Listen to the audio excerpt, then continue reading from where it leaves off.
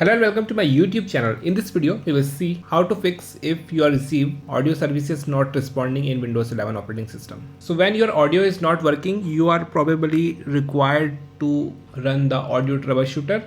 And when you run the audio troubleshooter, it scans for the problems and at the end it publishes a report which says audio services not responding. In order to resolve this problem, we can try the different solution I will share next in this video. So let's start with solution number 1. Right click on the start button and select run. In run window, type msconfig and click OK or press the enter key. Once the system configuration utility opens, you have to go to services tab. Here you need to make sure that Windows Audio and Windows Audio Endpoint Builder services are checked. If they are not checked, you can check them and click OK. Next we have solution number 2. Right click on the start button and select run.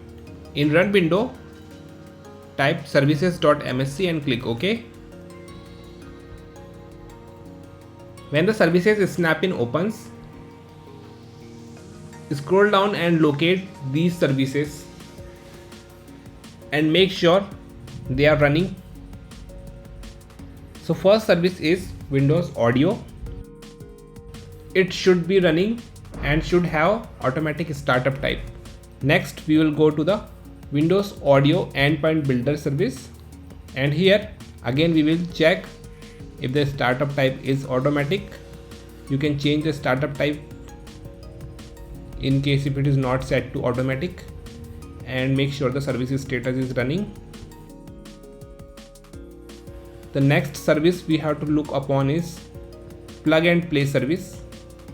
You need to make sure that this service status is set to manual startup type and the service status is running.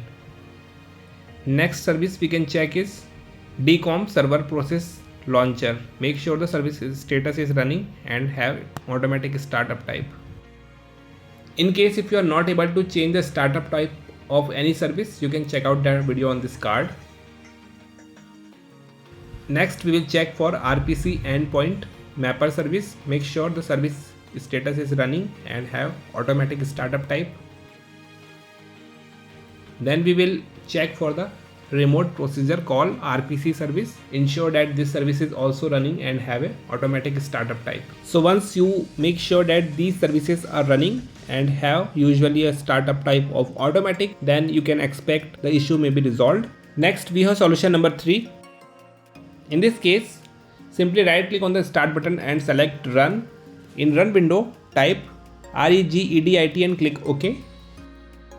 In the registry editor window, go to HKey local machine, system, CurrentControlSet, services, audio endpoint builder, parameters. When you arrive to parameters registry key, in the corresponding right pane, you will find service DLL named registry string. Just double click on it and make sure that the value data for this registry string is exactly as shown in this screen. You can just copy and paste this value from the video description and then close the registry editor and restart your system to make the changes effective. Next we have solution number 4. Right click on the start button and select device manager. When the device manager opens, expand the audio inputs and outputs or the audio drivers section, and here locate the audio driver. The primary audio driver should be working properly. So here you can right click on the primary audio device and select update driver. Here you can see that I have high definition audio device and this is a generic driver. So in case if your device driver from manufacturer is not working, you can upgrade to this high definition audio driver. Then click browse my computer for drivers. Then select let me pick from a list of available drivers on my computer. Then it will show you the compatible hardware drivers, and here if it shows the high definition audio device, just select it and click next and install the high definition audio driver. By installing the generic driver, you will be able to resolve the audio problems very easily. Then we have solution number 5. In this case, simply right click on the start button and select settings.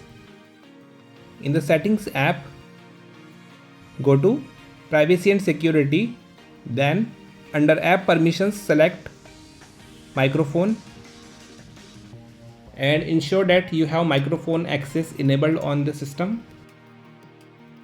And finally we arrive to solution number 6. In this case, I suggest to restore your system to an earlier date when the audio problem was not present.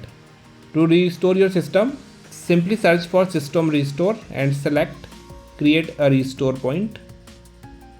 Click Open. In the System Properties window, click on System Restore. When the System Restore window opens, it says Restore System Files and Settings. Click Next. Then select your already created System Restore Point.